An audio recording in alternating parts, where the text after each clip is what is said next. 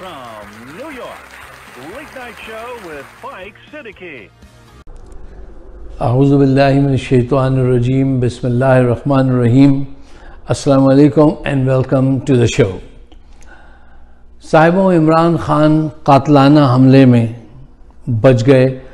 उनकी टांग पे 3 या 4 गोलियां लगीं और जब वो जा रहे थे वहाँ से गाड़ी में बैठने के लिए, हॉस्पिटल जाने के लिए, तो उनके अल्फाज ये थे कि इस्तेकाम,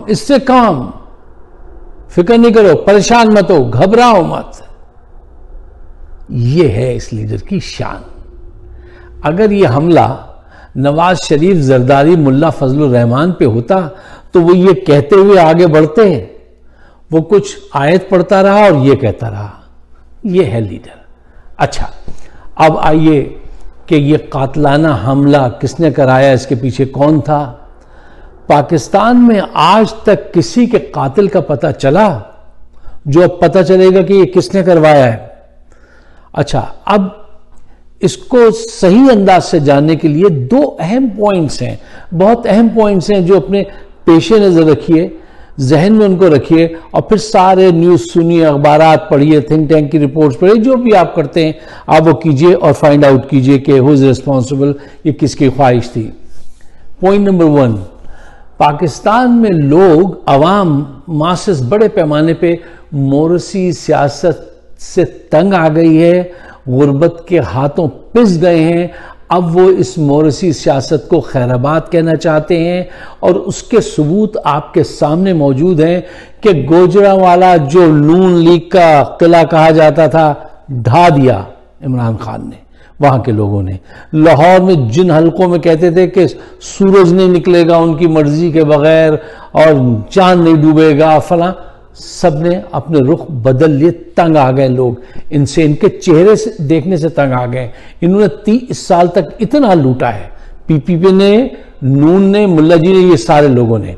अच्छा, तो इनको अपनी अय्याशियां खत्म होती नजर आ रही हैं, तो इनके बस में जो होगा वो ये करेंगे। दूसरा अहम पॉइंट, पाकिस्तान की इस्टेब्लिशमेंट जो है, जो कभी सामने से हुकूमत करती है और कभी पीछे से बैठ के डोरियां हिलाती है और अपनी बात मनवाती है, जो जी चाहे वो करती है, उसको अब अपनी कुव्वत जाते हुए नजर आ रही है।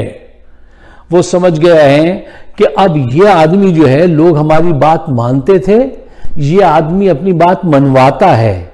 और लोग जो हैं, आज याद कीजिए, आज से पहले कभी अगर कोई फौज के किसी जनरल के मुतालिक कोई बात कहता था तो कितना छुपा के, तंज करके, हल्के से कहते थे। आज नाम लेके लोग कह रहे हैं, सारी चीजें इनकी सामने आ गई हैं। ठीक है ना। जब आप 76 साल 75 साल बुजुर्ग के साथ बदफेली करेंगे, नंगा करके मारेंगे उसके पोते पोतियों के सामने, तो वो आके नाम नहीं लेगा, वो आके नाम लेगा और उसने नाम लिया है और नाम ले रहा है। अरशद शरीफ के कातिलों को, अब वो सारा वाकया आपको पता है कि उन्होंने आके कहा यहां तो उसको कोई वो तकलीफ ही नहीं थी, कोई मसला ही नहीं था उसके लिए। तो फिर 15 FIR किसने कटवाई थी? ये एक्सपोज हो गए हैं बुरी तरीके से, एस्टेब्लिशमेंट एक्सपोज हो गई है। अब उसके हाथ में पावर नहीं रहेगी, उनको ये नजर आ रहा है, साफ नजर आ रहा है। अब ये दोनों तबके जो हैं और इनके साथ हर किस्म की माफिया जो करप्शन में इन्वॉल्व होती है, उसमें मीडिया के लोग भी हैं, आपके ब्यूरोक्रेट्स भी हैं, हर किस्म के लोग हैं, ये सब दुश्मन हो गए इमरान खान के। और यही इनकी ये जो हमला है, ये इनके दिल की आरजू और इनकी तमन्ना है, जिसके जरिए ये हमला हुआ है। हमला आवर को आपके वहां तो ये बहुत हुनर है सबको हासिल। अरशद शरीफ के कातिलों को कोई पकड़ पा रहा है? इतने उसके प्राइमरी विटनेस गायब कर रहे हैं, ऐसी थ्योरीज ला रहे हैं कि असल उसको पकड़ा ही नहीं जा सके। इसमें माहिर हैं, तो इसको भी पकड़ना मुश्किल होगा, कोई ना कोई नया रंग ढंग दे देंगे। अब आप इस बात से अंदाजा लगाइए कि फौरन एक बोर्ड बनाया गया है कि यह कातलाना हमला किसने किया, इसकी तफ्तीश के लिए, और उसमें शामिल कौन है? मूंछों वाला इंसान राना सना, जो ये कहता है कि इमरान खान के लिए कि इस फितने को खत्म कर दो। ये मरियम नवाज भी बहुत कहती है, इस फितने का सर कुचल दो। हम इसे गिरफ्तार करेंगे, ये अब तक जेल में क्यों नहीं गया। ये वो लोग ये जबान इस्तेमाल करते हैं इमरान खान के लिए जो कातिल हैं, करप्ट हैं, सर से पांव तक करप्शन में इन्वॉल्व हैं। ये वो लोग हैं जो ये अल्फाज इस्तेमाल करते हैं। अच्छा देखिए, इमरान खान को कत्ल किया गया तो इस्टेब्लिशमेंट को और नून लीग को एक फसादात का सामना करना पड़ेगा, क्योंकि लोग, अवाम जिस मूड में है इस वक्त, आप उससे उन्हें दूर नहीं कर सकते। अच्छा, अब आइए जरा इस वाक़े को इस एंगल से भी देखिए कि इस हमले का सियासी रिएक्शन क्या होगा। सियासी रिएक्शन बहुत भरपूर होगा, मैं आपको गारंटी देता हूं। इमरान खान वापस स्टेज पे आएगा, आप देख लीजिएगा, और अवाम पहले से दुगनी अवाम आएगी। ये आपसे जो मैं कह रहा हूं, इस बात को आने वाला वक्त साबित करेगा कि मेरी राय सही है या नहीं।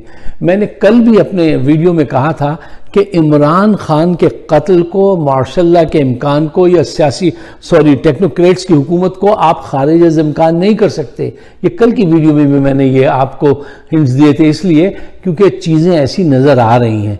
देखिए, इमरान खान को आप वोट के ज़रिए हरा नहीं सकते।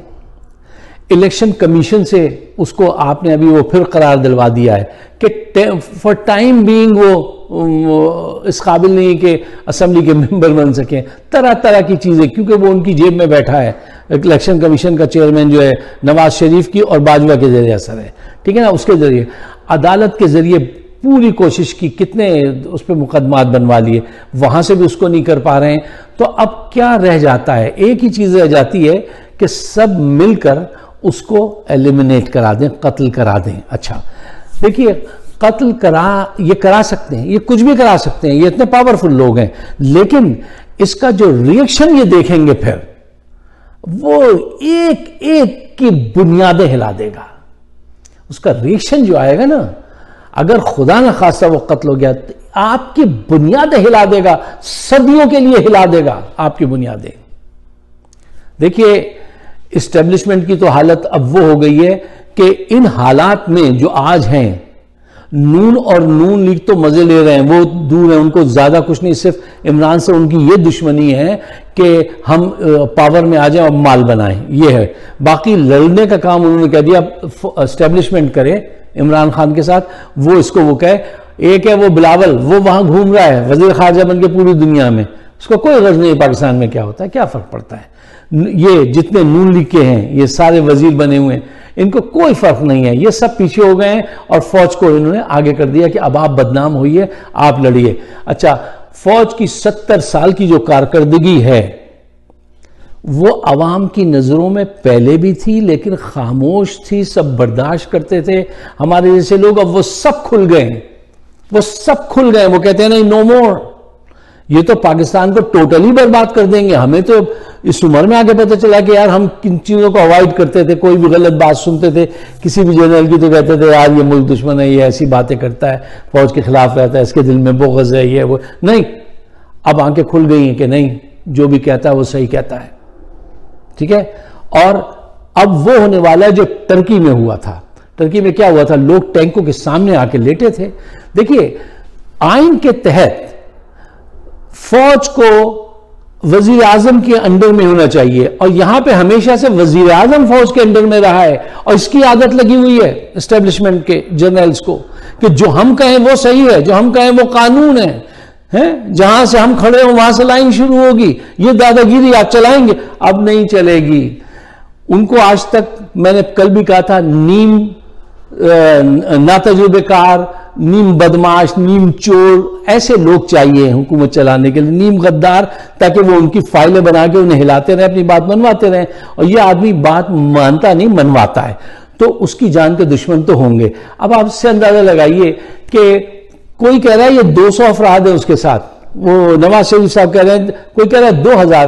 तो ये तुमने जो खंदकें खोदी हुई हैं ये अपने आप को दफनाने के लिए खोदी हैं इस्लामाबाद में। यार लॉन्ग मार्च के लिए खंदकें खोदी हैं, इंडिया से मुकाबला हो रहा है, जंग हो रही है क्या? 200 अगर लोग हैं या 2000 तो उसके लिए 20,000 कंटेनर तुमने लगवा दिए हैं, हिसाब किताब भी नहीं आता तुम्हें। और 20,000 एडवांस में रखे हुए हैं, उसमें लोगों की मर्चेंडाइज है, ताजिरों की, उनका नुकसान हो रहा है, उनके कंटेनर लाके तुमने यहां रखे हुए हैं। क्या मजाक है, किस किस तरह का मजाक कर रहे हैं आप कौम के साथ? देखिए सोल्यूशन ये है, मैं कहता हूं हर वीडियो में एक सोल्यूशन जरूर होना चाहिए। सोल्यूशन ये है, पाकिस्तान की अगर बका, उसकी खुशहाली मंजूर है तो अब बाजवा साहब को चाहिए कि वो इलेक्शन की तारीख दे दें। यार ये कितने अफसोस की बात है कि एक जमहूरी मुल्क हम अपने आप को कहते हैं और हर काम जो है वो आर्मी चीफ की मर्जी से होता है। अब वही डेट देगा इलेक्शन की, इनकी कोई हैसियत नहीं है दूसरों की। क्या तमाशे हैं, ये ड्रामे कब तक चलेंगे भाई? मुल्क कितना मकरूज है, हर घंटे मकरूज होता जा रहा है जब से ये हुकूमत आई है। उसके दौर में वो 6.2 के हिसाब से इकोनॉमी बढ़ रही थी तो उसको उतारा इन्होंने, इन करप्ट लोगों को लेकर आए। हर घंटे आज पाकिस्तान माशी तौर से नीचे चलता चला जा रहा है और ये इलेक्शन की तारीख नहीं दे रहे। देखिए कोई भी माशरा जो सियासी तौर पे मुस्तहकम नहीं हो वो माशी तौर से इस्तेहकाम हासिल नहीं कर सकता। उसकी मईशत उसके सियासी अमन से कायम होती है। ये बातें ये समझते हैं, लेकिन अना की जंग है। अब तक इमरान के खिलाफ ये हरकतें करवा रहे हैं बाजवा साहब, अब तक।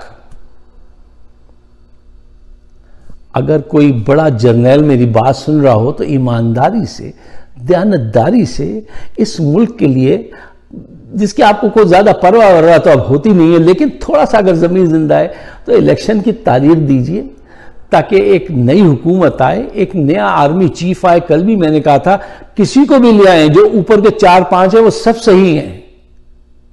अब बस वो इनके नक्श कदम पे ना चलें कि सियासत में जो है इन्वॉल्व हो जाएं, एजेंसीज को भी इसमें इन्वॉल्व कर दें, फिर मुंह पे आके कह दें कि हमारा सियासत से कोई ताल्लुक नहीं है। 70 साल से आपका ताल्लुक है सियासत से।